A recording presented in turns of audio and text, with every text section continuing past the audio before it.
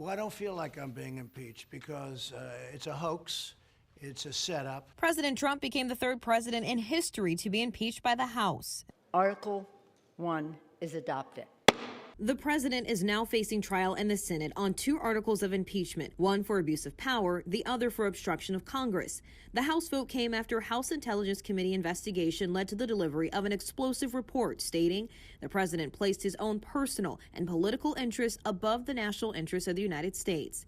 The report came after public and private testimonies from key witnesses, sparked by an anonymous whistleblower who reported misconduct on a phone call between President Trump and Ukrainian President Volodymyr Zelensky, alleging the White House withheld aid in an effort to pressure Zelensky to help Trump with the 2020 election by making a public announcement that they would launch an investigation into Ukrainian energy company Burisma and their dealings with Joe Biden's son. This was an illegal witch hunt, and everybody knew it. President Trump lashed out against the Mueller probe into alleged Russian collusion involving the Trump campaign, a scandal that haunted his presidency from the very beginning. After nearly 2 years of investigations, Mueller released his findings, concluding the Trump campaign believed it would benefit from the actions of the Russian government, but there was no evidence of collusion.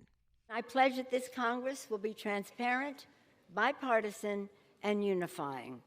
Democrats regained control of the House, allowing Nancy Pelosi to regain her power as House Speaker, making her the first woman to ever hold the job twice and the first person in 6 decades to regain the post. But he's sticking to the wall. The battle over President Trump's border wall kept the U.S. in the longest government shutdown in history, spawning chaos in America's airports and national parks. Paychecks have stopped. And causing torment for government workers who depended on a regular paycheck. President Trump eventually signed a bill to end the shutdown, which didn't have funding for the wall.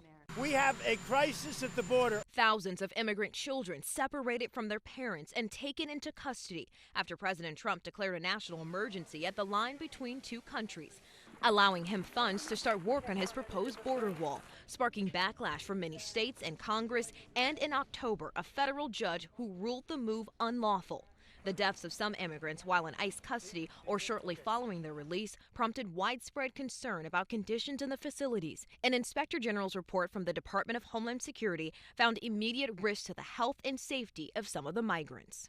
How many Americans must die in the Middle East? President Trump shocked the world when he suddenly announced the U.S. would be withdrawing its forces from Syria, sparking backlash from top military officials and politicians on both sides of the political aisle. Many condemned the move, saying America was turning its back on its longtime allies, the Kurds, and leaving them to die as Turkish forces invaded. President Trump has signaled his intention to withdraw months before, claiming victory over ISIS.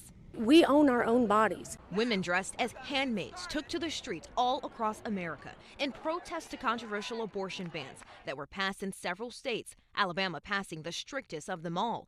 It considers abortion a felony and could land a doctor behind bars for up to 99 years for performing one. The law has been temporarily blocked by a federal court. And political legend Elijah Cummings passed away at the age of 68. Former presidents and top lawmakers packed into a Baltimore church to pay their final respects. I'm Nadia Romero with the most impactful political stories of 2019.